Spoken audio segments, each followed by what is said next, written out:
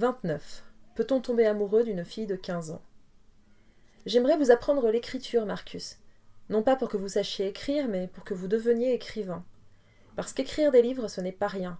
Tout le monde sait écrire, mais tout le monde n'est pas écrivain. Et comment sait-on que l'on est écrivain, Harry? Personne ne sait qu'il est écrivain. Ce sont les autres qui le lui disent.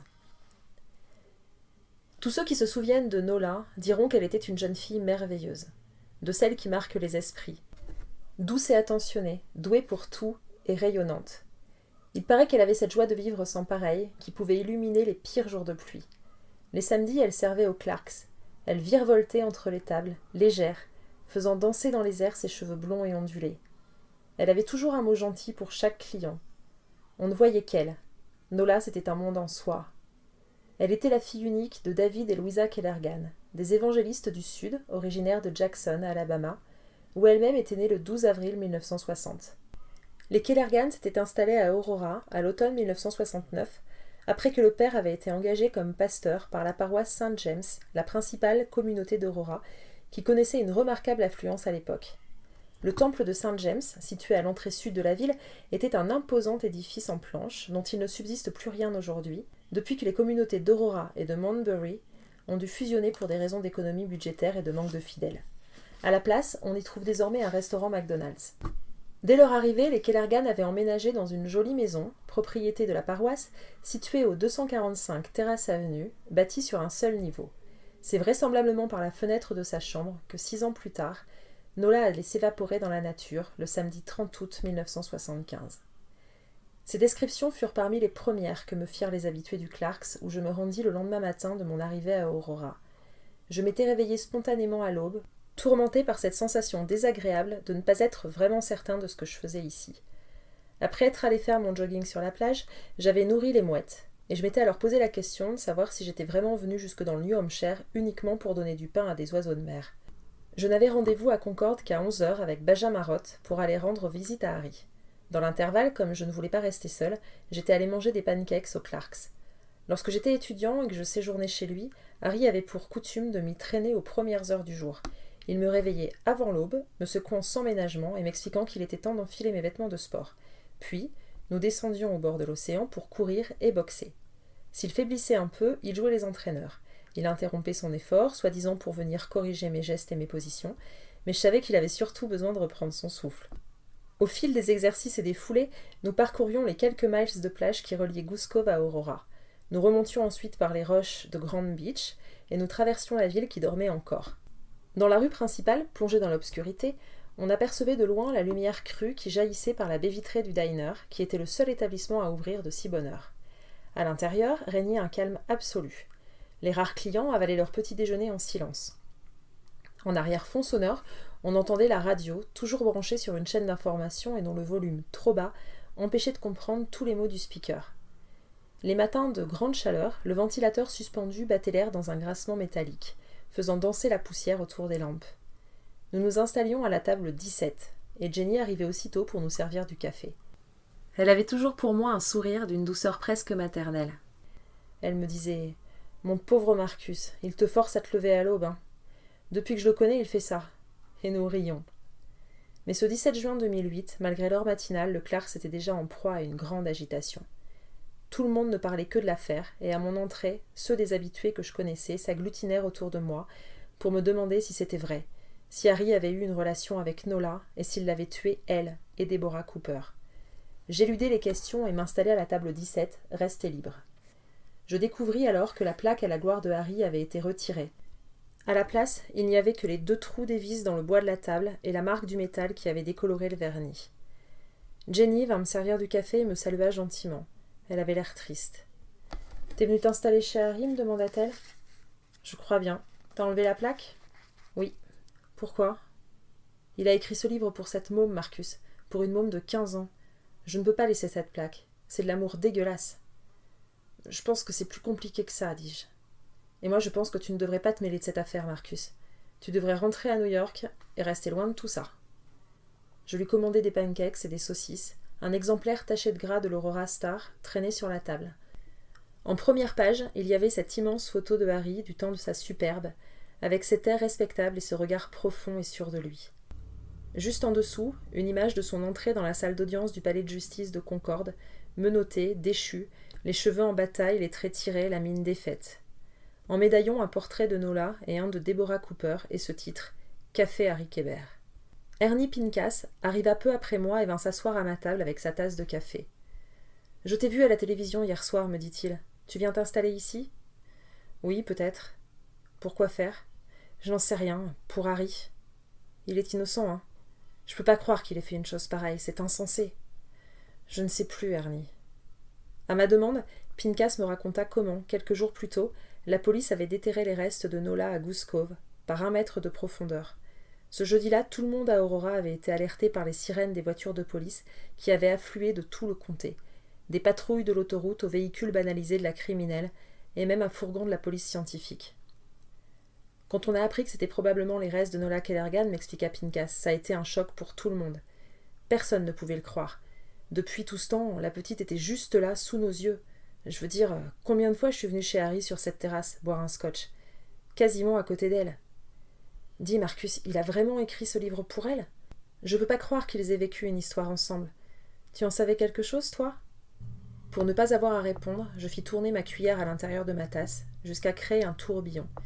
Je dis simplement « C'est un gros bordel, Ernie. » Peu après, Travis Dawn, le chef de la police d'Aurora et par ailleurs le mari de Jenny, s'installa à son tour à ma table. Il faisait partie de ceux que je connaissais depuis toujours à Aurora. C'était un homme de caractère doux, la soixantaine blanchissante, le genre de flic de campagne bonne patte qui n'effrayait plus personne depuis longtemps. « Désolé, fiston, me dit-il en me saluant. »« De quoi ?»« De cette histoire qui t'explose en pleine figure. Je sais que tu es très proche de Harry, ça ne doit pas être facile pour toi. » Travis était la première personne à se soucier de ce que je pouvais ressentir. Je hochai de la tête et je demandai « Pourquoi est-ce que, depuis le temps que je viens ici, je n'ai jamais entendu parler de Nola Kellergan ?»« Parce que, jusqu'à ce qu'on retrouve son corps à Goose Cove, c'était de l'histoire ancienne. Le genre d'histoire qu'on n'aime pas trop se rappeler. »« Travis, que s'est-il passé ce 30 août 1975 ? Et qu'est-il arrivé à cette Deborah Cooper ?»« Sale affaire, Marcus. Très sale affaire. Que j'ai vécu au premier plan parce que j'étais de service ce jour-là. À l'époque, je n'étais qu'un simple agent. C'est moi qui ai reçu l'appel de la centrale.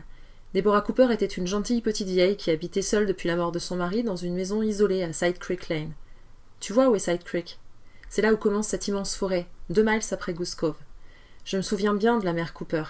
À cette époque, je n'étais pas dans la police depuis longtemps, mais elle appelait régulièrement. Surtout la nuit pour signaler des bruits suspects autour de chez elle. Elle avait la pétoche dans cette grande baraque aux abords de la forêt, et elle avait besoin que quelqu'un vienne la rassurer de temps en temps. Chaque fois, elle s'excusait du dérangement et proposait aux agents qui s'étaient déplacés des gâteaux et du café. Et le lendemain, elle venait au poste pour nous apporter un petit quelque chose. Une gentille petite vieille, quoi. Le genre à qui tu rends toujours volontiers service. Bref, ce 30 août 1975, la mère Cooper compose le numéro d'urgence de la police et explique avoir aperçu une fille poursuivie par un homme dans la forêt. J'étais le seul agent en patrouille à Aurora, et je me suis immédiatement rendu chez elle. C'était la première fois qu'elle appelait en plein jour. Quand je suis arrivée, elle attendait devant sa maison. Elle m'a dit « Travis, vous allez croire que je suis folle, mais là j'ai vraiment vu quelque chose d'étrange. » Je suis allée inspecter l'orée de la forêt. Là où elle avait vu la jeune fille, j'ai trouvé un morceau de tissu rouge. J'ai immédiatement jugé qu'il fallait prendre l'affaire au sérieux et j'ai alors prévenu le chef Pratt, le chef de la police d'Aurora à cette époque. Il était en congé, mais il est venu aussitôt. La forêt est immense, nous n'étions pas trop deux pour aller y jeter un œil. Nous nous sommes enfoncés dans les bois. Au bout d'un bon mile, nous avons trouvé des traces de sang, des cheveux blonds, d'autres lambeaux de tissu rouge. Nous n'avons pas eu le temps de nous poser plus de questions parce qu'à cet instant, un coup de feu a retenti depuis la maison de Deborah Cooper. Nous nous sommes précipités là-bas, nous avons retrouvé la mère Cooper dans sa cuisine qui gisait dans son sang. On a appris ensuite qu'elle venait de rappeler la centrale pour prévenir que la gamine qu'elle avait vue un peu plus tôt venait de se réfugier chez elle. La fille était revenue dans la maison ? Oui, pendant qu'on était dans la forêt, elle était réapparue en sang, cherchant de l'aide. Mais à notre arrivée, hormis le cadavre de la mère Cooper, il n'y avait plus personne dans la maison. C'était complètement fou. « Et cette fille, c'était Nola ?» demandai-je. « Oui, on l'a rapidement compris. D'abord, quand son père a appelé, un peu plus tard, pour signaler sa disparition. Et ensuite, en réalisant que Deborah Cooper l'avait identifiée en appelant la centrale. Que s'est-il passé après ? Suite au 2e appel de la mère Cooper, des unités de la région étaient déjà en route. En arrivant à la lisière de la forêt de Side Creek, un adjoint du shérif a repéré une Chevrolet Monte Carlo noire qui prenait la fuite en direction du nord. Une poursuite s'en étant suivie, mais la voiture nous a échappé malgré les barrages. On a passé les semaines suivantes à rechercher Nola. On a retourné toute la région. Qui aurait pu penser qu'elle était à Goose Cove, chez Harry Kébert? Tous les indices indiquaient qu'elle se trouvait probablement quelque part dans cette forêt. On a organisé des battues interminables. On n'a jamais retrouvé la voiture et on n'a jamais retrouvé la gamine. Si on avait pu, on aurait labouré le pays tout entier, mais on a dû interrompre les recherches après 3 semaines, la mort dans l'âme. Les grosses légumes de la police d'État ayant décrété que les recherches étaient trop coûteuses et le résultat trop incertain. Vous aviez un suspect à l'époque ? Il hésita un instant, puis il me dit « Ça n'a jamais été officiel, mais il y avait Harry. On avait nos raisons. Je veux dire, 3 mois après son arrivée à Aurora, la petite Kellergan disparaissait. Étrange coïncidence, non ? Et surtout, quelle voiture conduisait-il à cette époque ? Une Chevrolet Monte Carlo noire. Mais les éléments contre lui n'étaient pas suffisants. Au fond, ce manuscrit est la preuve que nous recherchions il y a 33 ans. Je n'y crois pas Harry. Et puis, pourquoi aurait-il laissé une preuve aussi compromettante avec le corps ? Et pourquoi aurait-il envoyé des jardiniers creuser là où il aurait enterré un cadavre ? Ça ne tient pas la route. Travis haussa les épaules. Croisant mon expérience de flic, on ne sait jamais de quoi les gens sont capables, surtout ceux qu'on croit bien connaître. À ces mots, il se leva et me salua gentiment.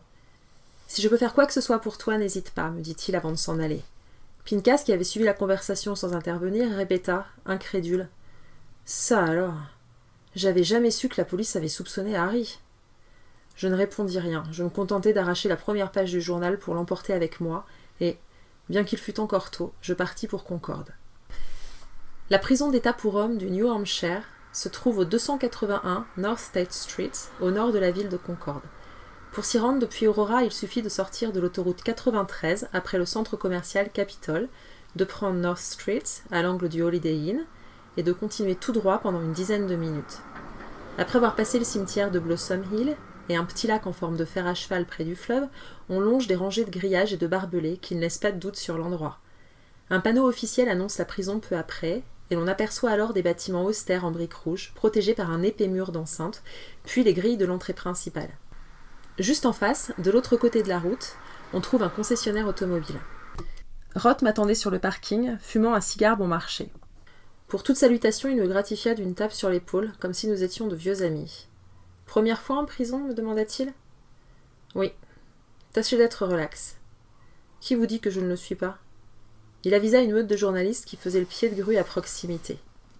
« Ils sont partout, me dit-il. Surtout, ne répondez pas à leurs sollicitations. Ce sont des charognards, Goldman. Ils vont vous harceler jusqu'à ce que vous leur lâchiez quelques infos bien croustillantes. Vous devez être solide et rester muet. Le moindre de vos propos mal interprétés pourrait se retourner contre nous et mettre à mal ma stratégie de défense. Quelle est votre stratégie ? » Il me regarda avec un air très sérieux. « Tout nier. » Tout nier, répétai-je. Tout. Leur relation, le kidnapping, les meurtres. On va plaider non coupable. Je vais faire acquitter Harry et je compte bien réclamer des millions en dommages et intérêts à l'État du New Hampshire. Que faites-vous du manuscrit que la police a retrouvé avec le corps ? Et des aveux de Harry à propos de sa relation avec Nola ? Ce manuscrit ne prouve rien. Écrire n'est pas tuer. Et puis, Harry l'a dit et son explication tient la route. Nola avait emporté le manuscrit avant sa disparition. Quant à leur amourette, c'était un peu de passion. Rien de bien méchant, rien de criminel. Vous verrez, le procureur ne pourra rien prouver. J'ai parlé au chef adjoint de la police d'Aurora, Travis Dawn. Il dit que Harry avait été suspecté à l'époque. Connerie, me dit Roth, qui devenait facilement grossier lorsqu'il était contrarié.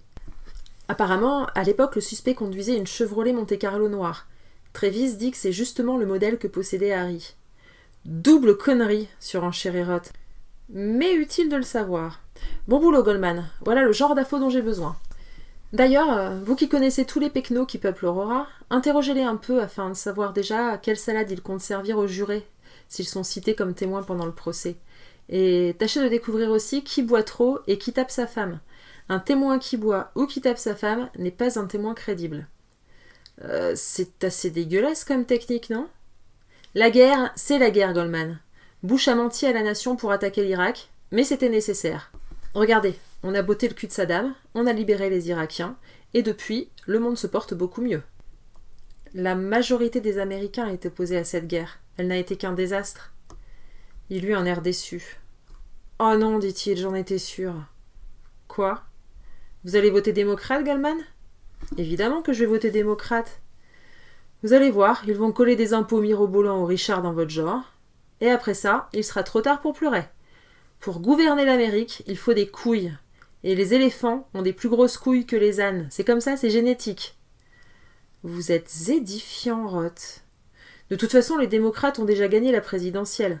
Votre merveilleuse guerre a été suffisamment impopulaire pour faire pencher la balance. Il eut un sourire narquois, presque incrédule. Enfin, ne me dites pas que vous y croyez. Une femme et un noir, Goldman. Une femme et un noir. Allons, vous êtes un garçon intelligent, soyons un peu sérieux. Qui élira une femme ou un noir à la tête du pays? Faites-en un bouquin. Un beau roman de science-fiction. Ce sera quoi la prochaine fois? Une lesbienne portoricaine et un chef indien? À ma demande, après les formalités d'usage, Roth me laissa seul à seul un petit moment avec Harry, dans la salle où il nous attendait. Il était assis devant une table en plastique, vêtu d'un uniforme de prisonnier, la mine défaite. Au moment où j'entrai dans la pièce, son visage s'illumina. Il se dressa et nous eûmes une longue accolade, avant de prendre place de part et d'autre de la table, muet. Finalement, il me dit « J'ai peur, Marcus. On va vous tirer de là, Harry. J'ai la télévision, vous savez. Je vois tout ce qui se dit. Je suis fini. Ma carrière est terminée. Ma vie est terminée. Ceci marque le début de ma chute. Je crois que je suis en train de tomber. Il ne faut jamais avoir peur de tomber, Harry. » Il esquissa un sourire triste. « Merci d'être venu. C'est ce que font les amis. Je me suis installé à Goose Cove. J'ai nourri les mouettes. Vous savez, si vous voulez rentrer à New York, je comprendrai très bien. Je ne vais nulle part. Roth est un drôle d'oiseau, mais il a l'air de savoir ce qu'il fait. Il dit que vous serez acquitté. Je vais rester ici, je vais l'aider. Je ferai ce qu'il faut pour découvrir la vérité, et je laverai votre honneur. Et votre nouveau roman, votre éditeur l'attend pour la fin du mois, non? Je baissai la tête. Il n'y a pas de roman, je n'ai plus d'idées. Comment ça, plus d'idées? Je ne répondis pas et changeai de sujet de conversation en sortant de ma poche la page de journal ramassée au Clarks quelques heures plus tôt. Harry, dis-je, j'ai besoin de comprendre. J'ai besoin de savoir la vérité. Je ne peux pas m'empêcher de penser à ce coup de téléphone que vous m'avez passé l'autre jour. Vous vous demandiez ce que vous aviez fait à Nola. C'était le coup de l'émotion, Marcus. Je venais d'être arrêté par la police. J'ai eu le droit à un coup de fil et l'unique personne que j'ai eu envie de prévenir, c'était vous. Pas de vous prévenir que j'avais été arrêtée, mais qu'elle était morte. Parce que vous étiez le seul à savoir pour Nola, et que j'avais besoin de partager mon chagrin avec quelqu'un. Pendant toutes ces années, j'ai espéré qu'elle était vivante quelque part, mais elle était morte, depuis toujours. Elle était morte, et je m'en sentais responsable, pour toutes sortes de raisons. Responsable de ne pas avoir su la protéger, peut-être, mais je ne lui ai jamais fait de mal, je vous jure que je suis innocent de tout ce dont on m'accuse. Je vous crois. Qu'avez-vous dit au policier? La vérité, que j'étais innocent. Pourquoi aurais-je fait planter des fleurs à cet endroit, hein? C'est complètement grotesque. Je leur ai dit aussi que je ne savais pas comment ce manuscrit s'était retrouvé là, mais qu'ils devaient savoir que j'avais écrit ce roman pour et à propos de Nola avant sa disparition. Que Nola et moi, nous nous aimions, que nous avions vécu une histoire l'été qui avait précédé sa disparition et que j'en avais tiré un roman, dont je possédais à l'époque 2 manuscrits, un original, écrit à la main, et une version dactylographiée. Nola s'intéressait beaucoup à ce que j'écrivais. Elle m'aidait même à retranscrire au propre. Et la version dactylographiée du manuscrit, un jour, je ne l'ai plus retrouvée. C'était fin août, juste avant sa disparition. Je pensais que Nola l'avait prise pour la lire. Elle faisait ça parfois. Elle lisait mes textes et me donnait son avis ensuite. Elle les prenait sans me demander la permission. Mais cette fois-ci, je n'ai jamais pu lui demander si elle avait pris mon manuscrit parce qu'elle a disparu ensuite. Il me restait l'exemplaire écrit à la main. Ce roman, c'était Les origines du mal, qui a eu le succès que vous savez quelques mois plus tard. Alors vous avez vraiment écrit ce livre pour Nola? Oui. J'ai vu à la télévision qu'on parle de le retirer de la vente. Mais que s'est-il passé entre Nola et vous? Une histoire d'amour, Marcus. Je suis tombé fou amoureux d'elle. Et je crois que ça m'a perdu. Qu'est-ce que la police a d'autre contre vous? Je l'ignore. Et la boîte? Où est votre fameuse boîte avec la lettre et les photos? Je ne l'ai pas retrouvée chez vous. Il n'eut pas le temps de répondre, la porte de la salle s'ouvrit et il me fit signe de me taire. C'était Roth. Il nous rejoignit autour de la table et pendant qu'il s'installait, Harry se saisit discrètement du carnet de notes que j'avais déposé devant moi et y inscrivit quelques mots que je ne pus pas lire sur le moment. Roth commença par donner de longues explications sur le déroulement de l'affaire et sur les procédures. Puis, après une demi-heure de soliloque, il demanda à Harry. « Y aurait-il un détail que vous auriez émis de me confier à propos de Nola? Je dois tout savoir, c'est très important. » Il y eut un silence. Harry nous fixa longuement, puis il dit « Il y a effectivement quelque chose que vous devez savoir. C'est à propos du 30 août 1975. Ce soir-là, ce fameux soir où Nola a disparu, elle devait me rejoindre. » « Vous rejoindre ?» répéta Roth. « La police m'a demandé ce que je faisais le soir du 30 août 1975, et j'ai dit que j'étais en déplacement hors de la ville. J'ai menti. C'est le seul point à propos duquel je n'ai pas dit la vérité. Cette nuit-là, je me trouvais à proximité d'Aurora, dans la chambre d'un motel situé au bord de la route 1, en direction du Maine. Le Seaside Motel. Il existe toujours. J'étais dans la chambre 8, assis sur le lit, à attendre, parfumé comme un adolescent, avec une brassée d'hortensia bleue, ses fleurs préférées. Nous avions rendez-vous à 19h, et je me souviens que j'attendais et qu'elle ne venait pas. À 21h, elle avait 2 heures de retard. Elle n'avait jamais été en retard. Jamais. Je mis les hortensias à tremper dans le lavabo, j'allumai la radio pour me distraire. C'était une nuit lourde, orageuse. J'avais trop chaud, j'étouffais dans mon costume. Je sortis le billet de ma poche et le relus 10 fois, peut-être 100. Ce billet qu'elle m'avait écrit quelques jours plus tôt, ce petit mot d'amour que je ne pourrais jamais oublier et qui disait « Ne vous en faites pas, Harry, ne vous en faites pas pour moi. Je me débrouillerai pour vous retrouver là-bas. Attendez-moi dans la chambre 8. J'aime ce chiffre, c'est mon chiffre préféré. Attendez-moi dans cette chambre à 19h. Ensuite, nous partirons pour toujours. Je vous aime tant. Très tendrement, Nola. » Je me souviens que le speaker de la radio annonça 22h. 22h et toujours pas de Nola. Je finis par m'endormir, tout habillée, étendue sur le lit. Lorsque je rouvris les yeux, la nuit avait passé. La radio marchait toujours, c'était le bulletin de 7h du matin. Alerte générale dans la région d'Aurora après la disparition d'une adolescente de 15 ans, Nola Kellergan, hier soir, aux environs de 19h. La police recherche toute personne susceptible de lui fournir des informations. Au moment de sa disparition, Nola Kellergan portait une robe rouge. Je me levai d'un bond paniqué. Je m'empressai de me débarrasser des fleurs et je partis aussitôt pour Aurora, débraillée et les cheveux en bataille. La chambre était payée d'avance. Je n'avais jamais vu autant de policiers à Aurora. Il y avait des véhicules de tous les comtés. Sur la route 1, un grand barrage contrôlait les voitures qui entraient et sortaient de la ville. Je vis le chef de la police, Garrett Pratt, un fusil à pompe à la main. « Chef, je viens d'entendre à la radio pour Nola, dis-je. Que se passe-t-il ?»« Saloperie, saloperie, répondit-il. Mais que s'est-il passé ? Personne ne le sait, elle a disparu de chez elle, elle a été aperçue près de Side Creek Lane hier soir, et depuis, plus la moindre trace d'elle. Toute la région est bouclée, la forêt est fouillée. » À la radio, on donnait en boucle sa description. Jeune fille, blanche, 5,2 pieds de haut, 100 livres, cheveux longs, blonds, yeux verts, vêtue d'une robe rouge. Elle porte un collier en or avec le prénom Nola inscrit dessus. Robe rouge, robe rouge, robe rouge, répétait la radio. La robe rouge était sa préférée. Elle l'avait mise pour moi. Voilà ce que je faisais la nuit du 30 août 1975. Roth et moi restâmes interdits. Vous deviez vous enfuir ensemble, dis-je. Le jour de sa disparition, vous deviez fuir ensemble.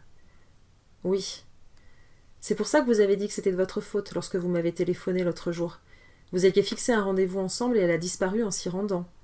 Il hocha la tête, consterné. Je pense que sans ce rendez-vous, elle serait peut-être encore en vie. Lorsque nous sortîmes de la salle, Roth me dit que cette histoire de fuite organisée était une catastrophe et qu'elle ne devait filtrer sous aucun prétexte. Si l'accusation la prenait, Harry était foutu. Nous nous séparâmes sur le parking et j'attendis d'être dans ma voiture pour ouvrir mon carnet et lire ce que Harry y avait écrit. Marcus. Sur mon bureau, il y a un pot en porcelaine. Tout au fond, vous trouverez une clé. C'est la clé de mon vestiaire au fitness de Montbury. Casier 201. Tout est là. Brûlez tout. Je suis en danger.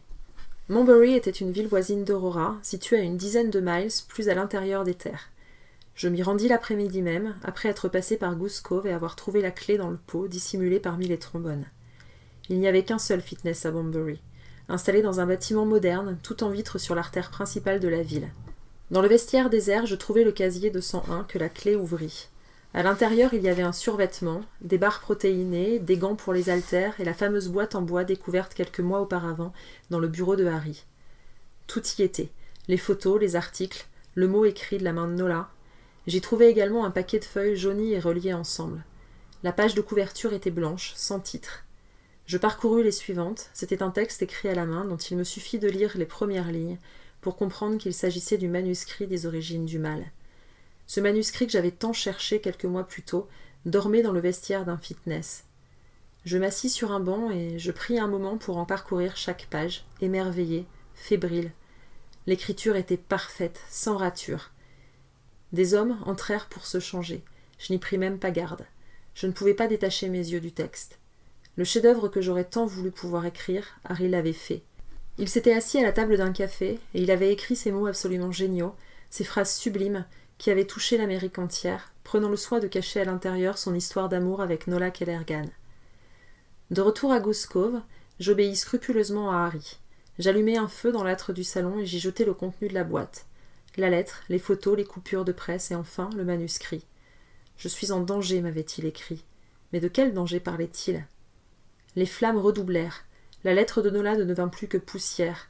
Les photos se trouèrent en leur centre jusqu'à disparaître complètement sous l'effet de la chaleur. Le manuscrit s'embrasa en une immense flamme orange, et les pages se décomposèrent en scories. Assis devant la cheminée, je regardais disparaître l'histoire de Harry et Nola. Mardi 3 juin 1975. C'était un jour de mauvais temps. L'après-midi touchait à sa fin et la plage était déserte. Jamais depuis son arrivée à Aurora, le ciel n'avait été aussi noir et menaçant. La tourmente déchaînait l'océan, gonflé d'écume et de colère. Il n'allait pas tarder à pleuvoir. C'était le mauvais temps qui l'avait encouragé à sortir. Il avait descendu l'escalier en bois qui menait de la terrasse de la maison à la plage, et il s'était assis sur le sable. Son carnet sur les genoux, il laissait son stylo glisser sur le papier. La tempête imminente l'inspirait. Il avait des idées de grands romans. Ces dernières semaines, il avait déjà eu plusieurs bonnes idées pour son nouveau livre, mais aucune n'avait abouti. Il les avait mal commencées ou mal terminées. Les premières gouttes tombèrent du ciel, sporadiquement d'abord, puis soudain ce fut une averse. Il voulut s'enfuir pour aller se mettre à l'abri, mais c'est alors qu'il la vit. Elle marchait pieds nus, ses sandales à la main, au bord de l'océan, dansant sous la pluie et jouant avec les vagues. Il resta stupéfait et la contempla, émerveillé. Elle suivait le dessin des remous, veillant à ne pas mouiller les pans de sa robe. Inattentive, un bref instant, elle laissa l'eau lui monter jusqu'aux chevilles. Surprise, elle éclata de rire. Elle s'enfonça encore un peu plus dans l'océan gris, tournoyant sur elle-même et s'offrant à l'immensité. C'était comme si le monde lui appartenait. Dans ses cheveux blonds, emportés par le vent, une barrette jaune en forme de fleur empêchait les mèches de lui battre le visage. Le ciel déversait des torrents d'eau à présent. Lorsqu'elle se rendit compte de sa présence à une dizaine de mètres d'elle, elle s'arrêta net. Gênée qu'on l'ait vue, elle s'écria. « Désolée, je ne vous avais pas remarqué. » Il sentit son cœur battre. « Surtout ne vous excusez pas, répondit-il. Continuez, je vous en prie, continuez. C'est la première fois que je vois quelqu'un apprécier à ce point la pluie. » Elle rayonnait. « Vous l'aimez aussi » demanda-t-elle, enthousiaste. « Quoi donc ? La pluie ?»« Non, je la déteste en fait. » Elle eut un sourire merveilleux. « Comment peut-on détester la pluie ? Je n'ai jamais rien vu d'aussi beau. Regardez, regardez !» Il leva la tête, l'eau lui perla sur le visage. Il regarda ces millions de traits qui striaient le paysage et il tourna sur lui-même. Elle fit de même. Ils rirent, ils étaient trempés. Ils finirent par aller s'abriter sous les piliers de la terrasse. Il sortit de sa poche un paquet de cigarettes, en partie épargné par le déluge, et en alluma une. « Je peux en avoir une » demanda-t-elle. Il lui tendit son paquet et elle se servit. Il était subjugué. « Vous êtes l'écrivain, c'est ça » demanda-t-elle. « Oui. »« Vous venez de New York ?»« Oui. »« J'ai une question pour vous. Pourquoi avoir quitté New York pour venir dans ce trou perdu ?» Il sourit. « J'avais envie de changer d'air. »« J'aimerais tellement visiter New York, dit-elle. J'y marcherai pendant des heures et je verrai tous les spectacles de Broadway.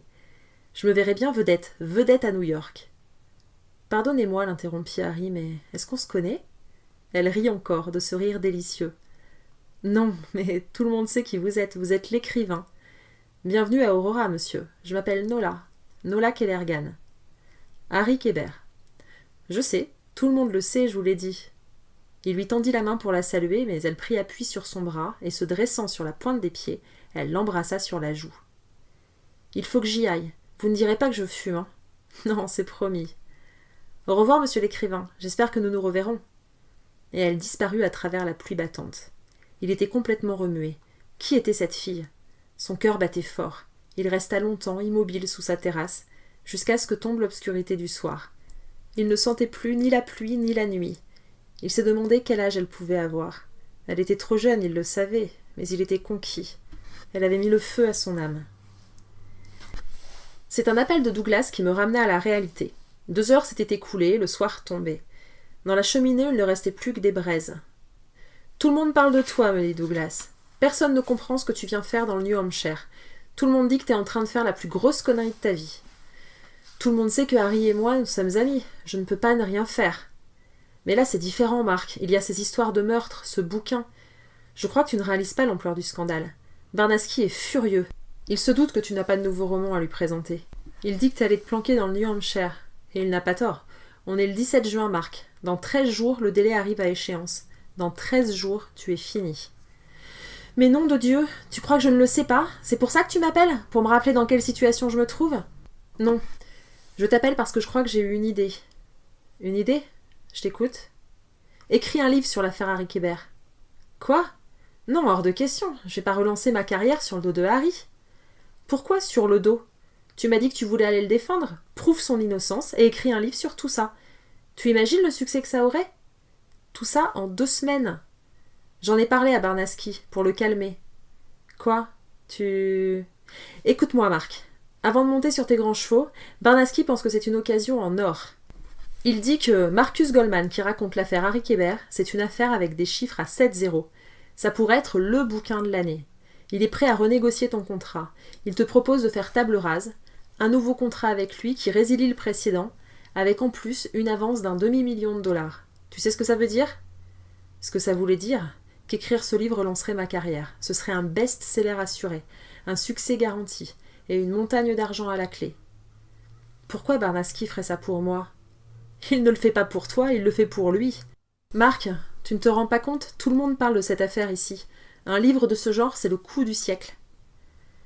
Je crois que je n'en suis pas capable. Je ne sais plus écrire. Je ne sais même pas si j'ai su écrire un jour. Et enquêter? La police est là pour ça. Je ne sais pas comment on enquête. Douglas insista encore. Marc, c'est l'occasion de ta vie. J'y réfléchirai. Quand tu dis ça, ça veut dire que tu n'y réfléchiras pas. Cette dernière phrase eut pour effet de nous faire rire tous les deux. Il me connaissait bien. Doug, est-ce qu'on peut tomber amoureux d'une fille de 15 ans? Non. Comment peux-tu en être si sûr? Je ne suis sûre de rien. Et qu'est-ce que c'est que l'amour? Marc, pitié, pas de conversation philosophique maintenant. Mais Douglas, il l'a aimée. Harry est tombé amoureux fou de cette fille. Il me l'a raconté à la prison aujourd'hui. Il était sur la plage, devant chez lui, il l'a vue et il est tombé amoureux. Pourquoi elle et pas une autre? Je ne sais pas, Marc, mais je serais curieux de savoir ce qui t'unit pareillement à Kébert. Le formidable, répondis-je. Qui? Le formidable. Un jeune homme qui n'arrivait pas à avancer dans la vie, jusqu'à ce qu'il rencontre Harry. C'est Harry qui m'a appris à devenir écrivain. C'est lui qui m'a appris l'importance de savoir tomber. Qu'est-ce que tu racontes, Marc? T'as bu? T'es écrivain parce que t'es doué. Non, justement, on ne naît pas écrivain, on le devient. C'est ça qui s'est passé à Burroughs en 1998? Oui, il m'a transmis tout son savoir. Je lui dois tout. Tu veux m'en parler? Si tu veux. Ce soir-là, je racontais à Douglas l'histoire qui me liait à Harry. Après notre conversation, je descendis sur la plage. J'avais besoin de prendre l'air. À travers l'obscurité, on devinait d'épais nuages. Il faisait lourd, un orage allait éclater. Le vent se leva soudain. Les arbres se mirent à se balancer furieusement, comme si le monde lui-même annonçait la fin du grand Harry Kébert. Je ne retournai à la maison que bien plus tard. C'est en arrivant à la porte d'entrée principale que je trouvai le mot qu'une main anonyme avait déposé pendant mon absence. Une enveloppe toute simple, sans aucune indication, à l'intérieur de laquelle je trouvai un message tapé à l'ordinateur et qui disait « Rentre chez toi, Goldman ». 28. L'importance de savoir tomber. Université de Burroughs, Massachusetts, 1998-2002. Harry, s'il devait ne rester qu'une seule de toutes vos leçons, laquelle serait-ce? Je vous retourne la question. Pour moi, ce serait l'importance de savoir tomber. Je suis bien d'accord avec vous. La vie est une longue chute, Marcus. Le plus important est de savoir tomber. L'année 1998, en dehors d'avoir été celle des grands verglas qui paralysèrent le nord des États-Unis et une partie du Canada, laissant des millions de malheureux dans l'obscurité pendant plusieurs jours, fut celle de ma rencontre avec Harry. Cet automne-là, au sortir de Felton, j'intégrai le campus de l'université de Burroughs, mélange de préfabriqués et de bâtiments victoriens, entouré de vastes pelouses magnifiquement entretenues. On m'attribua une jolie chambre dans l'aile est des dortoirs, que je partageais avec un sympathique maigrichon du Minnesota, prénommé Jared, un gentil noir à lunettes qui quittait une famille envahissante, et qui, visiblement très effrayé par sa nouvelle liberté, demandait toujours si on avait le droit. « J'ai le droit de sortir m'acheter un coca? J'ai le droit de rentrer au campus après 22 heures? J'ai le droit de garder de la nourriture dans la chambre ?» J'ai le droit de ne pas aller en cours si je suis malade ?» Moi, je lui répondais que depuis le 13e amendement qui avait aboli l'esclavage, il avait le droit de faire tout ce qu'il voulait, et il irradiait de bonheur. Jared avait 2 obsessions, réviser et téléphoner à sa mère pour lui dire que tout allait bien. Pour ma part, j'en avais qu'une, devenir un écrivain célèbre. Je passais mon temps à écrire des nouvelles pour la revue de l'université, mais celle-ci ne les publiait qu'une fois sur 2, et dans les plus mauvaises pages du journal, celles des encarts publicitaires pour les entreprises locales qui n'intéressaient personne. Imprimerie Lucas, Forster Vidange, François Coiffure ou encore Julie Hu Fleur. Je trouvais cette situation tout à fait scandaleuse et injuste.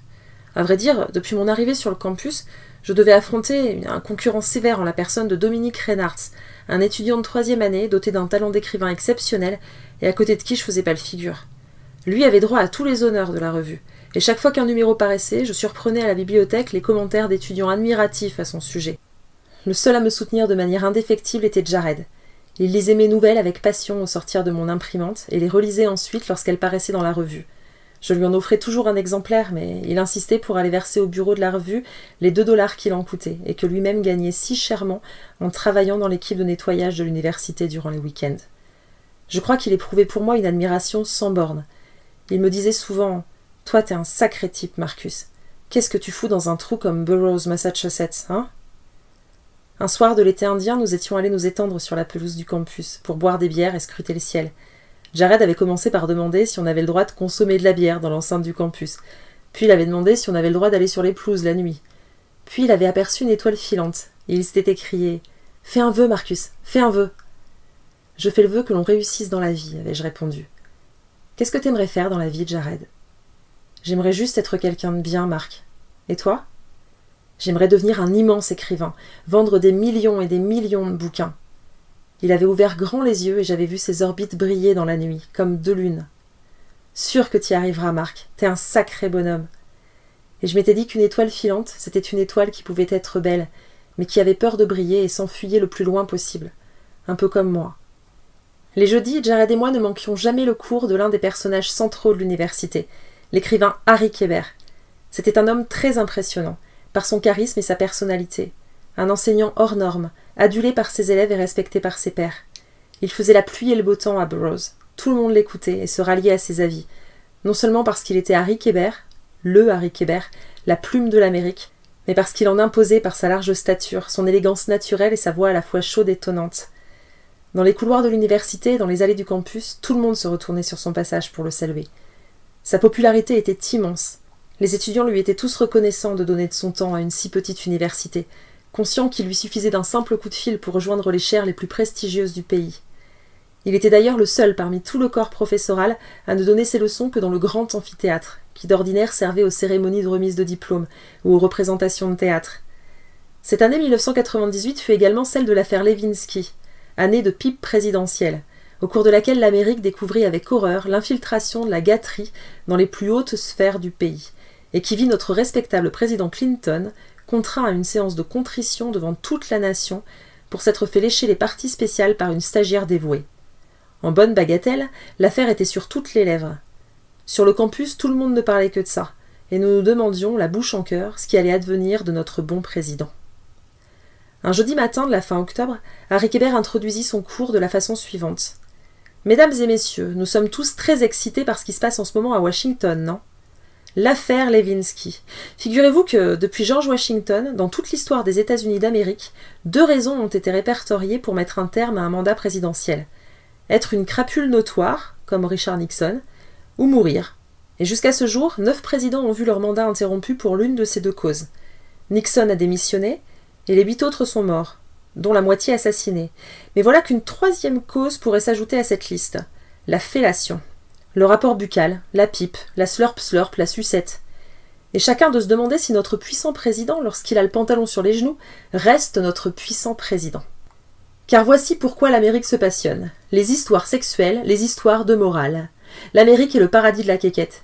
Et vous verrez, d'ici quelques années, personne ne se souviendra plus que M. Clinton a redressé notre économie désastreuse, gouverné de façon experte, avec une majorité républicaine au Sénat, ou fait se serrer la main à Rabin et à Arafat. Par contre, tout le monde se souviendra de l'affaire Levinsky, car les pipes, mesdames et messieurs, restent gravées dans les mémoires. Alors quoi ? Notre président aime se faire pomper le nœud de temps en temps ? Et alors ? Il n'est sûrement pas le seul.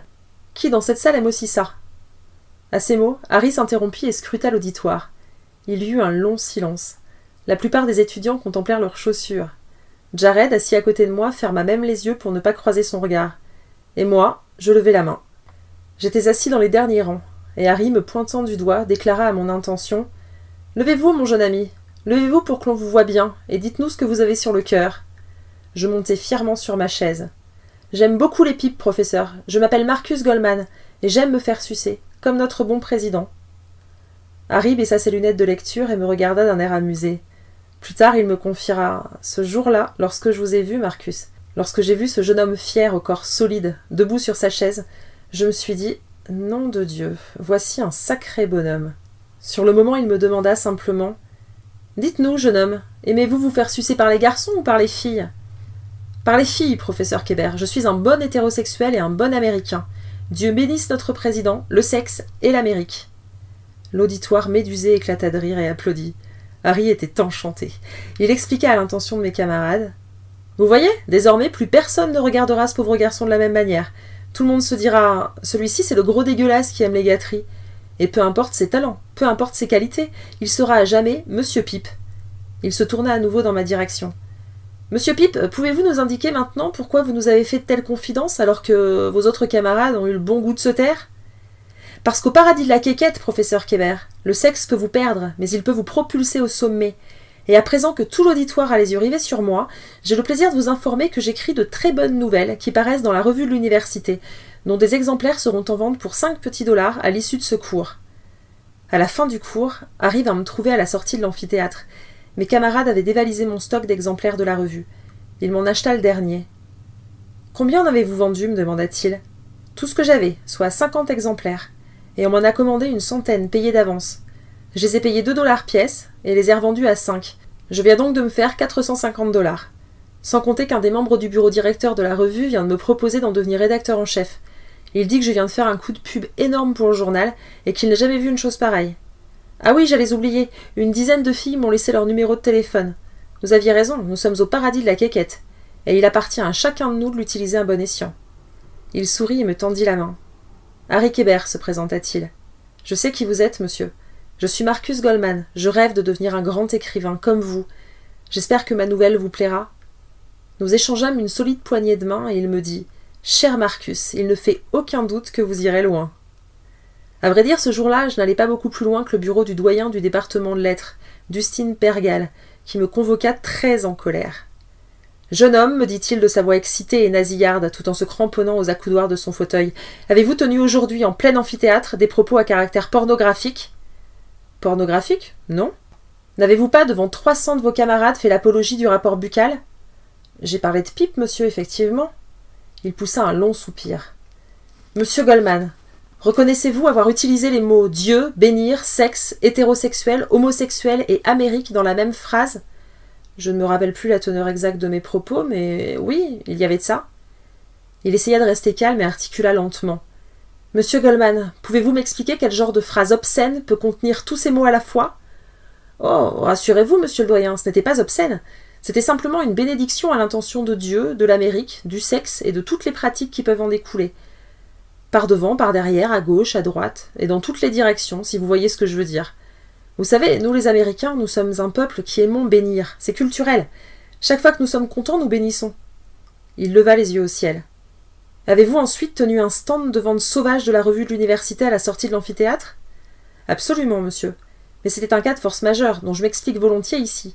Voyez-vous, je me donne beaucoup de peine pour écrire des nouvelles pour la revue, mais la rédaction se borne à me publier dans les mauvaises pages. J'avais donc besoin d'un peu de publicité. Personne ne me lit, sinon. Pourquoi écrire si personne ne vous lit ? Est-ce une nouvelle à caractère pornographique ? Non, monsieur. J'aimerais y jeter un œil. Volontiers, c'est 5 dollars par exemplaire. Pergal explosa. Monsieur Goldman, je crois que vous ne saisissez pas la gravité de la situation. Vos propos ont choqué. Des élèves se sont plaints. C'est une situation ennuyeuse pour vous, pour moi, pour tout le monde. Apparemment, vous auriez déclaré, il lut une feuille devant lui, « J'aime les pipes, je suis un bon hétérosexuel et un bon américain. Dieu bénisse notre président, le sexe et l'Amérique. » Mais qu'est-ce que c'est que ce cirque au nom du ciel ? Ce n'est que la vérité, monsieur le doyen. Je suis un bon hétérosexuel et un bon américain. Ça, je ne veux pas le savoir. Votre orientation sexuelle n'intéresse personne, monsieur Goldman. Quant aux pratiques dégoûtantes qui se jouent au niveau de votre entrejambe, elles ne concernent en rien vos camarades. Mais je n'ai fait que répondre aux questions du professeur Kébert. En entendant cette dernière phrase, Pergal manqua de s'étrangler. Que dites-vous? Les questions du professeur Kébert? Oui, il a demandé qui aimait se faire sucer. Et comme j'ai levé la main parce que je juge que ce n'est pas poli de ne pas répondre lorsqu'on vous pose une question, il m'a demandé si je préférais me faire sucer par les garçons ou par les filles. C'est tout. Le professeur Kébert vous a demandé si vous aimiez vous faire... C'est cela même, vous comprenez, monsieur le doyen, c'est la faute du président Clinton. Ce que le président fait, tout le monde veut le faire. Pergal se leva pour aller chercher une chemise parmi ses dossiers suspendus. Il se rassit à son bureau et me regarda droit dans les yeux. « Qui êtes-vous, monsieur Goldman?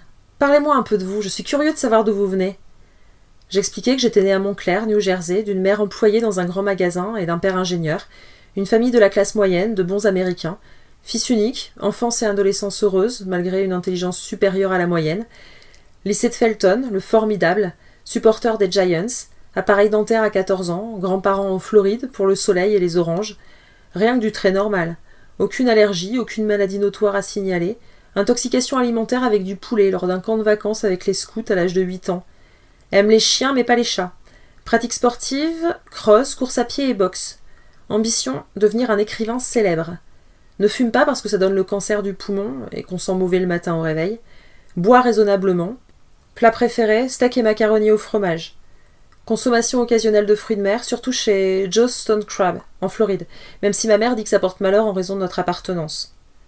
Pergal écouta ma biographie sans broncher. Lorsque j'en eus terminé, il me dit simplement « Monsieur Goldman, cessez vos histoires, voulez-vous? Je viens de prendre connaissance de votre dossier. J'ai donné quelques coups de téléphone, j'ai parlé au principal du lycée de Felton.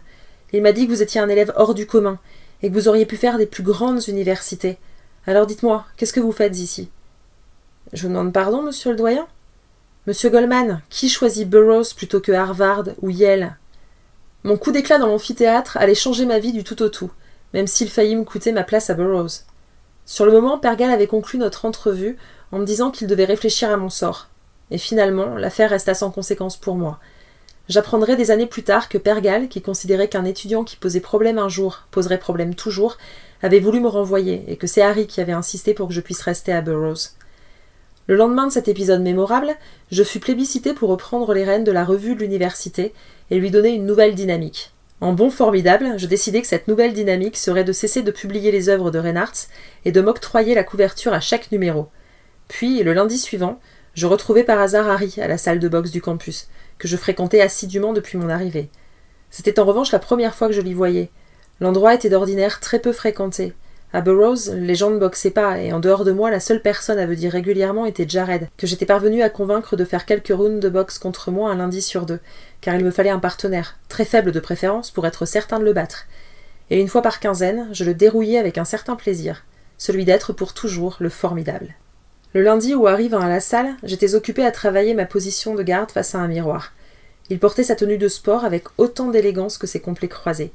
En entrant, il me salua de loin et me dit simplement « J'ignorais que vous aimiez aussi la boxe, monsieur Goldman. » Puis il s'entraîna contre un sac dans un coin de la salle. Il avait de très bons gestes, il était vif et rapide. Je brûlais d'aller lui parler, de lui raconter comment, après son cours, j'avais été convoquée par Pergal, de lui parler de pipe et de liberté d'expression, de lui dire que j'étais le nouveau rédacteur en chef de la revue de l'université, et combien je l'admirais. Mais j'étais trop impressionnée pour oser l'aborder. Il revint à la salle le lundi suivant, où il assista à la dérouillée bimensuelle de Jared. Au bord du ring, il m'observa avec intérêt donner une correction en règle et sans pitié à mon camarade. Et après le combat, il me dit qu'il me trouvait bon boxeur, que lui-même avait envie de s'y remettre sérieusement, histoire de garder la forme, et que mes conseils seraient les bienvenus. Il avait 50 et quelques années, mais on devinait sous son t-shirt ample un corps large et vigoureux. Il tapait dans les poires avec adresse. Il avait une bonne assise, son jeu de jambes était un peu ralenti, mais stable. Sa garde et ses réflexes intacts. Je lui proposai alors de travailler un peu au sac pour commencer, et nous y passâmes la soirée. Et il revint le lundi d'après, et les suivants, et je devins en quelque sorte son entraîneur particulier. C'est ainsi, au fil des exercices, que Harry et moi commençâmes à nous lier. Souvent, après l'entraînement, nous bavardions un moment, assis côte à côte sur les bancs en bois du vestiaire, en faisant sécher notre sueur. Au bout de quelques semaines, arriva l'instant redouté où Harry voulut monter sur le ring pour un 3 rounds contre moi. Évidemment, je n'osais pas le frapper, mais lui ne se fit pas prier pour me décocher quelques droites bien sonnantes dans le menton. m'envoyant à plusieurs reprises au tapis. Il riait, il disait qu'il y avait des années qu'il n'avait plus fait ça, et qu'il avait oublié combien c'était amusant. Après m'avoir littéralement passé à tabac et traité de mauviette, il me proposa d'aller dîner. Je le conduisis dans un boui-boui pour étudiants d'une artère animée de Burroughs, et en mangeant des hamburgers suintants de graisse, nous parlâmes livres et écriture. « Vous êtes un bon étudiant, me dit-il. Vous en connaissez un rayon. »« Merci. Avez-vous lu ma nouvelle ? » ?»« Pas encore. J'aimerais bien savoir ce que vous en pensez. »« Eh bien, l'ami, si cela suffit à votre bonheur, je vous promets d'y jeter un œil et de vous dire ce que j'en pense. Surtout, soyez sévère, dis-je. C'est promis. » Il m'avait appelé l'ami, et j'en fus bouleversée d'excitation. Le soir même, j'appelai mes parents pour les mettre au courant. Après quelques mois d'université seulement, je dînais déjà avec le grand Harry Kébert. Ma mère, folle de bonheur, téléphona ensuite à la moitié du New Jersey pour annoncer que le prodigieux Marcus, son Marcus, le formidable, avait déjà noué des contacts dans les plus hautes sphères de la littérature. Marcus allait devenir un grand écrivain, c'était sûr et certain. Les dîners d'après la boxe firent bientôt partie du rituel du lundi soir, moment qu'aucune circonstance n'aurait pu empêcher et qui galvanisèrent ma sensation d'être le formidable. Je vivais une relation privilégiée avec Harry Kébert. Désormais, les jeudis, lorsque j'intervenais pendant son cours, alors que les autres étudiants devaient se contenter d'un banal « madame » ou « monsieur », lui me donnait du Marcus. Quelques mois plus tard, ce devait être janvier ou février, peu après les vacances de Noël. Au cours de l'un de nos dîners du lundi, j'insistais auprès de Harry pour savoir ce qu'il avait pensé de ma nouvelle, car il ne m'en avait encore jamais parlé. Après une hésitation, il me demanda « Vous voulez vraiment savoir, Marcus ? » ?»« Absolument, et montrez-vous critique, je suis là pour apprendre. »« Vous écrivez bien, vous avez énormément de talent. » Je rougis de plaisir. « Quoi d'autre » m'écriai-je impatient. « Vous êtes doué, c'est indéniable. » J'étais au comble du bonheur. « Y a-t-il un aspect que je doive améliorer selon vous ?»« Oh, bien sûr. Vous savez, vous avez beaucoup de potentiel, mais au fond, ce que j'ai lu, c'est mauvais. Très mauvais, à vrai dire. Ça ne vaut rien. C'est d'ailleurs le cas pour tous les autres textes de vous que j'ai pu lire dans la revue de l'université. Couper des arbres pour imprimer des torchons pareils, c'est criminel. Il n'y a proportionnellement pas assez de forêts pour le nombre de mauvais écrivains qui peuplent ce pays. Il faut faire un effort. » Mon sang ne fit qu'un tour, comme si j'avais reçu un énorme coup de masse. Il s'avérait donc que Harry Kébert, roi de la littérature, était surtout le roi des salauds. « Vous êtes toujours comme ça ?» lui demandai-je d'un ton cinglant. Il sourit, amusé, me dévisageant avec son air de pacha, comme s'il savourait l'instant. « Comment suis-je » demanda-t-il. « Imbuvable !» Il éclata de rire. « Vous savez, Marcus, je sais exactement quel genre de type vous êtes. Un petit prétentieux de première qui pense que Montclair est le centre du monde. Un peu comme les Européens pensaient l'être au Moyen-Âge, avant de prendre un bateau et de découvrir que la plupart des civilisations, au-delà des océans, étaient plus développées que la leur, ce qu'ils essayèrent de dissimuler à grands coups de massacre. Ce que je veux dire, Marcus, c'est que vous êtes un type sensationnel, mais que vous risquez bien de vous éteindre si vous ne vous secouez pas un peu les fesses. Vos textes sont bons, mais il faut tout revoir, le style, les phrases, les concepts, les idées. Il faut vous remettre en question et travailler beaucoup plus. Votre problème, c'est que vous ne travaillez pas assez. Vous vous contentez de très peu, vous alignez les mots sans bien les choisir, et ça se ressent. Vous pensez être un génie, hein ? Vous avez tort. Votre travail est bâclé, et par conséquent, il ne vaut rien. Tout reste à faire. Vous me suivez ? Pas vraiment. J'étais en colère. Comment osait-il, tout Kébert qu'il était ? Comment osait-il s'adresser ainsi à quelqu'un qu'on surnommait le formidable ? Il reprit. Je vais vous donner un exemple très simple. Vous êtes un bon boxeur, c'est un fait. Vous savez vous battre. Mais regardez-vous ! Vous ne vous mesurez qu'à ce pauvre type, ce maigrelet que vous cognez comme un sourd avec cette espèce de contentement de vous-même qui me donne envie de vomir. Vous ne vous mesurez qu'à lui, car vous êtes certain de le dominer. Ceci fait de vous un faible, Marcus, un trouillard, une couille molle, un nada, un rien du tout, un bluffeur, un donneur de bonsoir. Vous êtes de la poudre aux yeux. Et le pire, c'est que vous vous en contentez parfaitement. Mesurez-vous à un véritable adversaire. Ayez ce courage. La boxe ne ment jamais. Monter sur un ring est un moyen très fiable de savoir ce que l'on vaut. Soit l'on terrasse, soit l'on est terrassé. Mais on ne peut pas se mentir, ni à soi-même, ni aux autres. Mais vous vous arrangez toujours pour vous défiler. Vous êtes ce qu'on appelle un imposteur. Vous savez pourquoi la revue mettait vos textes en fin de journal ? Parce qu'ils étaient mauvais, tout simplement. Et pourquoi ceux de Reynards récoltaient tous les honneurs ? Parce qu'ils étaient très bons. Cela aurait pu vous donner envie de vous surpasser, de travailler comme un fou et de produire un texte magnifique. Mais c'était tellement plus simple de faire votre petit coup d'état, d'effacer Reynards et de vous publier vous-même plutôt que de vous remettre en question. Laissez-moi deviner, Marcus, vous avez fonctionné comme ça toute votre vie. Est-ce que je me trompe ? J'étais fou de rage. Je m'écriai « Vous ne savez rien, Harry. J'étais très apprécié au lycée. J'étais le formidable. » Mais regardez-vous, Marcus, vous ne savez pas tomber. Vous avez peur de la chute. Et c'est pour cette raison, si vous n'y changez rien, que vous allez devenir un être vide et inintéressant.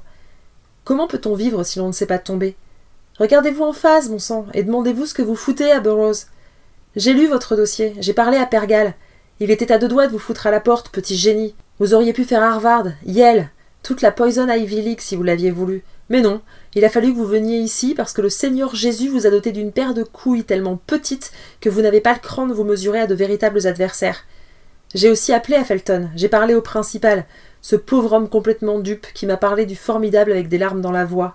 En venant ici, Marcus, vous saviez que vous seriez ce personnage invincible que vous avez créé de toutes pièces, ce personnage qui n'est pas réellement armé pour affronter la vraie vie. Ici, vous saviez d'avance que vous ne risquiez pas de chuter, car je crois que c'est ça votre problème. Vous n'avez pas encore saisi l'importance de savoir tomber. Et c'est ce qui causera votre perte si vous ne vous ressaisissez pas. À ces mots, il inscrivit sur sa serviette une adresse à Lowell, Massachusetts, qui se trouvait à 1 quart d'heure. Il me dit que c'était un club de boxe et qu'on y organisait tous les jeudis soirs des combats ouverts à tous. Et il s'en alla, en me laissant payer l'addition. Le lundi d'après, il n'y eut pas de Kébert à la salle de boxe, ni le lundi suivant. Dans l'amphithéâtre, il me donna du monsieur et se montra dédaigneux. Finalement, je me décidai à aller le trouver à l'issue de l'un de ses cours. « Vous ne venez plus à la salle ?» lui demandai-je. « Je vous aime bien, Marcus, mais comme je vous l'ai déjà dit, je crois que vous êtes un petit pleurnichard doublé d'un prétentieux, et mon temps est trop précieux pour le gaspiller avec vous. Vous n'êtes pas à votre place à Burroughs, et je n'ai rien à faire en votre compagnie. » C'est ainsi que, le jeudi suivant, furieux, j'empruntai la voiture de Jared et me rendis à la salle de boxe que Harry m'avait indiquée. C'était un vaste hangar en pleine zone industrielle, un endroit effrayant, avec beaucoup de monde à l'intérieur. L'air empestait la sueur et le sang. Sur le ring central, un combat d'une rare violence faisait rage, et les nombreux spectateurs agglutinés jusque dans les cordes poussaient des hurlements de bêtes. J'avais peur, j'avais envie de fuir, de m'avouer vaincu, mais je n'en eus même pas l'occasion. Un noir colossal, dont j'appris qu'il était le propriétaire de la salle, se pointa devant moi. « C'est pour boxer, Whitey ?» me demanda-t-il. Je répondis que oui, et il m'envoya me changer dans le vestiaire. 1 quart d'heure plus tard, j'étais sur le ring, face à lui, pour un combat en 2 rounds. Je me souviendrai toute ma vie de la dérouillée qu'il m'infligea ce soir-là, tant je crus que j'allais mourir. Je me fis littéralement massacrer sous les vivas sauvages de la salle enchantée de voir le gentil petit étudiant blanc-bec, venu de Montclair, se faire briser les pommettes. Malgré mon état, je mis un point d'honneur à tenir jusqu'au terme du temps réglementaire, question de fierté, attendant le coup de gong final pour m'écrouler au sol, KO. Lorsque je rouvris les yeux, complètement sonné mais remerciant le ciel de ne pas être mort, je vis Harry penché au-dessus de moi avec une éponge et de l'eau. « Harry, qu'est-ce que vous faites ici ?» Il me tamponna délicatement le visage. Il souriait. « Mon petit Marcus, vous avez une paire de couilles qui dépasse l'entendement. Ce type doit faire 60 livres de plus que vous. Vous avez livré un combat magnifique. Je suis très fier de vous. » J'essayai de me relever. Il m'en dissuada. « Ne bougez pas comme ça, je crois que vous avez le nez cassé. » Vous êtes un type bien, Marcus. Je m'en doutais, mais vous venez de me le prouver. En livrant ce combat, vous venez de me prouver que les espoirs que je fonde en vous depuis le jour de notre rencontre ne sont pas vains. Vous venez de démontrer que vous êtes capable de vous affronter vous-même et de vous dépasser. Désormais, nous allons pouvoir devenir amis. Je voulais vous dire, vous êtes la personne la plus brillante que j'ai rencontrée ces dernières années, et il ne fait aucun doute que vous deviendrez un grand écrivain. Je vous y aiderai. C'est donc après l'épisode de la raclée monumentale de Lowell que notre amitié débuta véritablement, et que Harry Kébert, mon professeur de littérature la journée, devint Harry tout court, mon partenaire de boxe le lundi soir, et mon ami et mon maître, certains après-midi de congé, où il m'apprenait à devenir écrivain. Cette dernière activité avait lieu en règle générale les samedis. Nous nous retrouvions dans un diner proche du campus, et, installé à une grande table où nous pouvions étaler livres et feuillets, il relisait mes textes et me donnait des conseils, m'incitant à toujours recommencer, à ne jamais cesser de repenser mes phrases. Un texte n'est jamais bon, me disait-il. Il y a simplement un moment où il est moins mauvais qu'avant. Entre nos rendez-vous, je passais des heures dans ma chambre à travailler et retravailler encore mes textes. Et c'est ainsi que moi, qui avais toujours survolé la vie avec une certaine aisance, moi qui avais toujours su tromper le monde, je tombais sur un os. Mais quel os! Harry Kébert en personne, qui fut la première et la seule personne à me confronter à moi-même. Harry ne se contenta pas de m'apprendre à écrire, il m'apprit à m'ouvrir l'esprit. Il m'emmena au théâtre, à des expositions, au cinéma, au Symphony Hall, à Boston aussi. Il disait qu'un opéra bien chanté pouvait le faire pleurer. Il considérait que lui et moi, nous nous ressemblions beaucoup, et il me racontait souvent sa vie passée d'écrivain. Il disait que l'écriture avait changé sa vie, et que cela s'était passé dans le milieu des années 70. Je me rappelle qu'un jour, où nous nous rendions près de Tynothridge pour écouter une chorale de retraités, il m'avait ouvert les tréfonds de sa mémoire. Il était né en 1941, à Benton, dans le New Jersey, d'une mère secrétaire et d'un père médecin, dont il avait été le fils unique. Je crois qu'il avait été un enfant tout à fait heureux, et qu'il n'y a pas grand-chose à raconter à propos de ses jeunes années. À mes yeux, son histoire commençait véritablement à la fin des années 60, lorsque, après avoir terminé des études de lettres à l'université de New York, il trouva un emploi de prof de littérature dans un lycée du Queens. Mais il se sentit rapidement à l'étroit dans les salles de classe. Il n'avait qu'un seul rêve, qu'il habitait depuis toujours, celui d'écrire. En 1972, il publia un premier roman, dont il avait espéré beaucoup, mais qui n'avait rencontré qu'un succès très confidentiel. Il avait alors décidé de franchir une nouvelle étape. Un jour, m'avait-il expliqué, j'ai sorti mes économies de la banque, et je me suis lancé. Je me suis dit qu'il était temps d'écrire un fichtrement bon bouquin, et je me suis mise à la recherche d'une maison sur la côte pour pouvoir passer quelques mois tranquilles et travailler en paix. J'ai trouvé une maison à Aurora. J'ai immédiatement su que c'était la bonne. J'ai quitté New York à la fin mai 1975 et je me suis installée dans le New Hampshire pour ne plus jamais en repartir. Car le livre que j'écrivis cet été-là m'ouvrit les portes de la gloire. Et oui, Marcus, c'est cette année-là, en m'installant à Aurora, que j'écrivis Les origines du mal. Avec les droits, j'ai racheté la maison et j'y vis toujours. C'est un endroit sensationnel, vous verrez, il faudra que vous veniez à l'occasion. Je me rendis pour la première fois à Aurora au début janvier 2000, pendant les vacances universitaires de Noël. À ce moment-là, il y avait environ 1 an et demi que Harry et moi nous connaissions. Je me souviens que j'étais venue avec du vin pour lui et des fleurs pour sa femme. Harry, en voyant l'immense bouquet, me regarda avec un drôle d'air et me dit « Des fleurs ? Voilà qui est intéressant, Marcus. Avez-vous des confidences à me faire ? C'est pour votre femme. » « Ma femme ? Mais je ne suis pas mariée. » Je réalisai alors que depuis tout ce temps que nous nous fréquentions, nous n'avions jamais parlé de sa vie intime. Il n'y avait pas de Madame Harry Kébert. Il n'y avait pas de famille Harry Kébert. Il n'y avait que Kébert tout seul. Kébert qui s'emmerdait chez lui au point de se lier d'amitié avec l'un de ses étudiants. Je compris cela surtout à cause de son frigidaire. Peu après mon arrivée, alors que nous étions installés dans le salon, une pièce magnifique aux murs tapissés de boiseries et de bibliothèques, Harry me demanda si je voulais quelque chose à boire. « Limonade, me proposa-t-il. »« Volontiers. »« Il y en a un pichet dans le frigo. Fait tout exprès pour vous. Allez donc vous servir, et apportez-moi un grand verre également. Merci. » Je m'exécutai. En ouvrant le frigo, je constatai qu'il était vide. Il n'y avait à l'intérieur qu'un misérable pichet de limonade préparé avec soin, avec des glaçons en forme d'étoiles, des écorces de citron et des feuilles de menthe. C'était un frigo d'homme seul. « Votre frigo est vide, Harry, dis-je en revenant dans le salon. « Oh, j'irai faire des courses tout à l'heure. Veuillez m'en excuser, je n'ai pas l'habitude de recevoir. »« Vous vivez seul ici ?»« Bien entendu, avec qui voulez-vous que je vive ? Je veux dire, vous n'avez pas de famille ? » ?»« Non. Pas de femme ni d'enfant ? » ?»« Rien. Une petite copine ? » Il sourit tristement.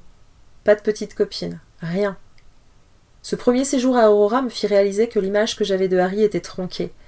Sa maison de bord de mer était immense, mais complètement vide.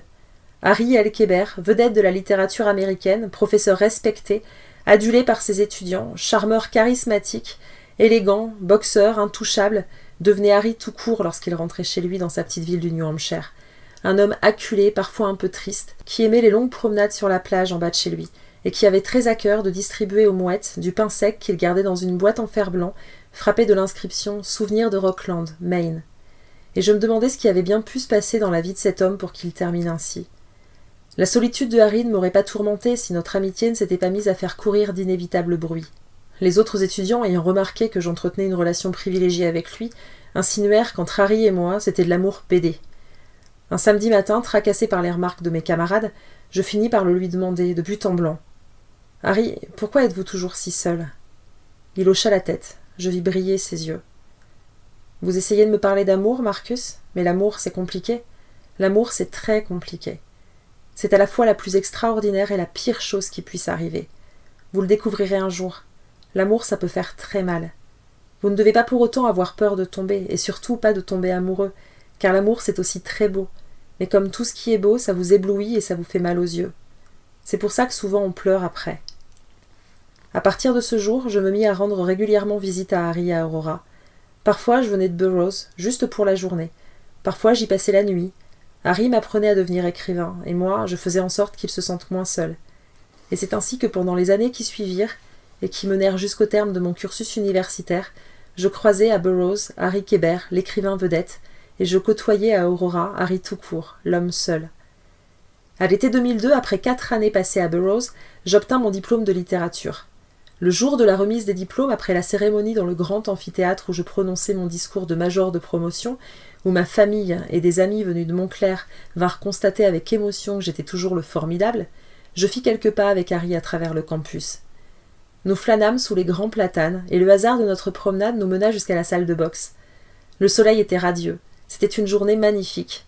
Nous fîmes un dernier pèlerinage à travers les sacs et les rings. « C'est là que tout a commencé, dit Harry. Qu'allez-vous faire désormais ? Rentrer dans le New Jersey, écrire un livre, devenir un écrivain, tel que vous me l'avez appris, écrire un grand roman. » Il sourit. « Un grand roman ? Patience, Marcus, vous avez toute la vie pour cela. Vous reviendrez de temps en temps par ici, hein ? Bien sûr. Il y a toujours de la place pour vous à Aurora. Je sais, Harry. Merci. Il me regarda et m'attrapa par les épaules.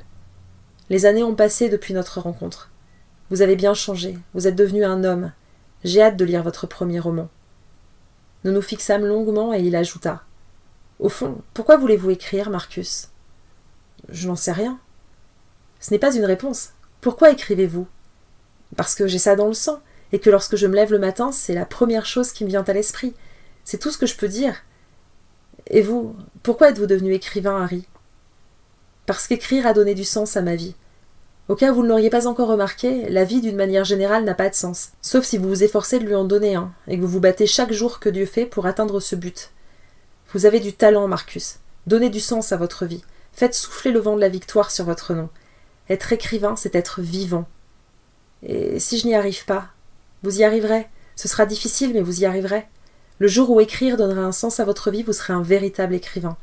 D'ici là, surtout, n'ayez pas peur de tomber. C'est le roman que j'écrivis durant les 2 années qui suivirent qui me propulsa au sommet.